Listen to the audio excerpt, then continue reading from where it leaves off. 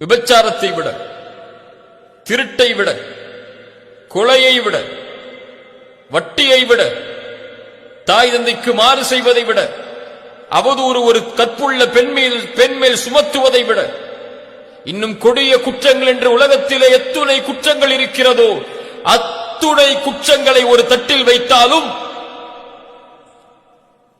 தர்க்குஸ்ஸலா தாரிக்குஸ்ஸலா தொழுகையை விடக்கூடிய, தொழுகையை விட்ட ஒரு குற்றத்தை இன்னொரு தட்டில் வைத்தால் தொழுகையை விட்ட குற்றம்தான் மேலானது.